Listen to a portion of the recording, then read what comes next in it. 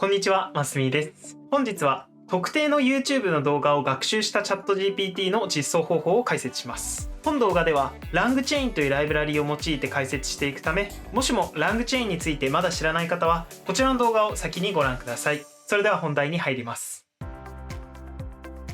まず今回のゴールとシステム設計を説明します。今回のゴールは特定の YouTube の動画の内容を学習したチャットボットの構築です。システム設計としては、プロンプトが入ってきたらチャット GPT と特定の YouTube 内の字幕情報を用いて回答を生成するという流れになります。実装方法としては LangChain というライブラリを用いて Python というプログラミング言語で実装していきます。具体的には LangChain の中の Indexes という機能を利用していきます。Indexes とは PDF や CSV などの外部データを用いて回答を生成する機能です。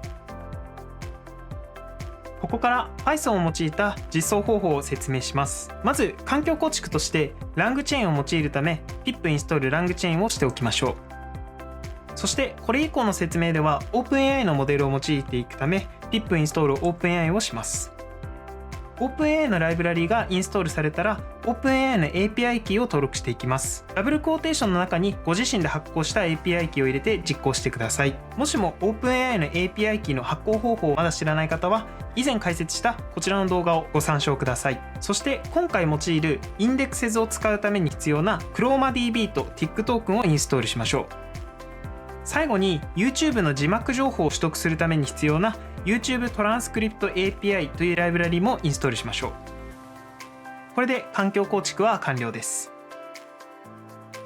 ここから具体的な実装方法を説明します。まず学習させたい URL の情報を YouTube ローダーの中に読み込ませます。今回は LangChain Indexes の解説動画を学習させたいと思います。そして読み込ませたローダーを Vector Store Index Creator の中に入れて、次のように LangChain Indexes って何というクエリを投げてみましょう。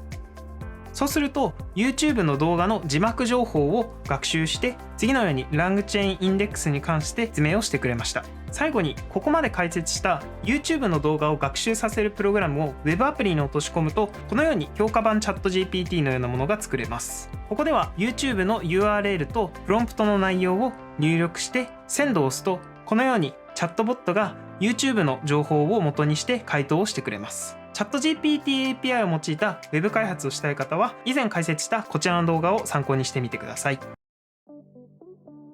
以上、本日は特定の YouTube の動画を学習したチャット GPT の実装方法を解説しました。もっと学びたいという方はこの動画以外にも様々な教材を YouTube と公式 LINE で発信しているためぜひチャンネル登録友達追加お願いします。またチャット GPT の仕事の相談をしたい方やチャット GPT の仕事に携わりたいエンジニアの方は概要欄にあるメールアドレスよりご連絡ください。ではまた。